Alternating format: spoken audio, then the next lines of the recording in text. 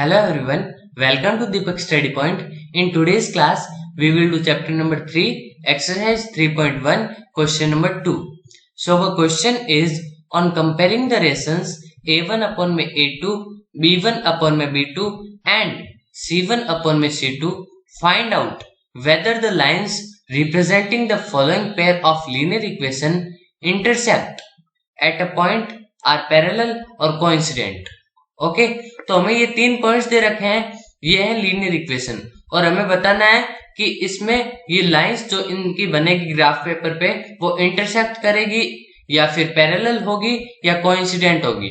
तो हमने इंट्रोडक्शन वाले पार्ट में देखा था कि किसी भी हम इक्वेशन को देख के बता सकते हैं कि उनकी लाइन इंटरसेक्ट करेगी या पैरेलल होगी या कोइंसिडेंट होगी।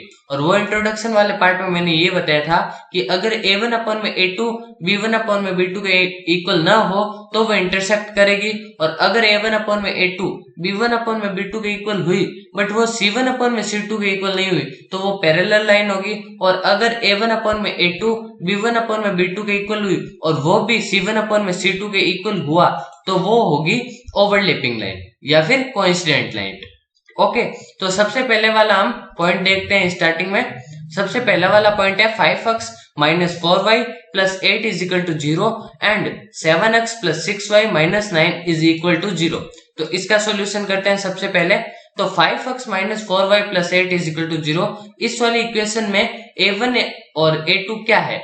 A1 तो x का कोफिशिएंट है तो ये रहा 5 और हमने ये नीचे 5 लिख दिया।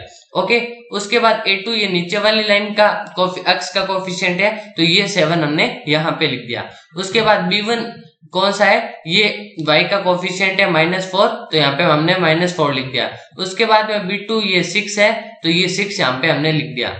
अब क्या होगा? अब -4 अपॉन में 6 को अगर हम काटे तो -2 अपॉन में 3 आता है। ओके तो हम C1 अपॉन में C2 को भी देख सकते हैं बट हम A1 अपॉन में A2 और B1 अपॉन में B2 को देखते हैं हमें पता चल गया कि ये दोनों इक्वल नहीं है तो हमें C1 अपॉन में C2 को देखने की जरूरत नहीं है क्योंकि ये अगर इक्वल नहीं है तो लाइन इंटरसेक्ट करेगी ईच अदर। तो पहले पॉइंट में क्या होगा? Line intersect each other at a point.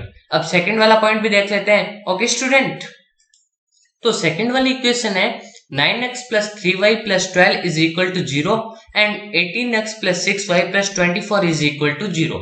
अब इसमें A1 तो हो गया 9 और A2 हो गया 18 और B1 हो गया 3 और B2 हो गया 6।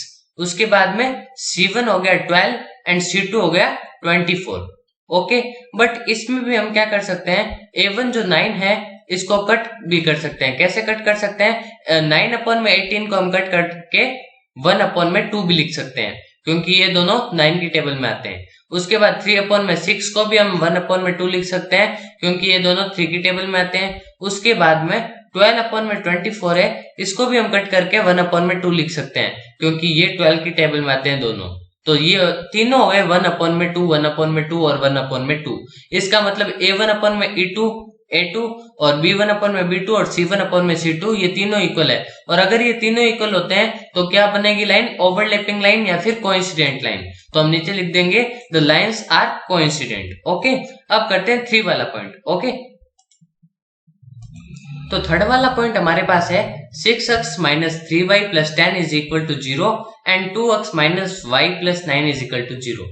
अब इसमें A1 होगा 6 और A2 होगा 2, B1 होगा -3 और B2 होगा -1, C1 होगा 10 और C2 होगा 9।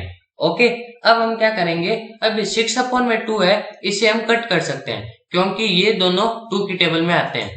तो अगर 6 अपॉन में 2 को हम कट करें तो यहाँ पे हमारा आंसर आ जाएगा 3 अपॉन में 1।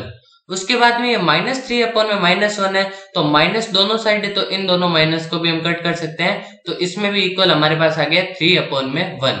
ओके तो A1 अपॉन में A2 और B1 अपॉन में B2 तो इक्वल आ गए बट वो C1 अपॉन में C2 के इक्वल नहीं आए। ओके तो अगर ये वाली चीज इक्वल ना आए तो वो क्या होगी? वो लाइन पैरेलल लाइन होगी।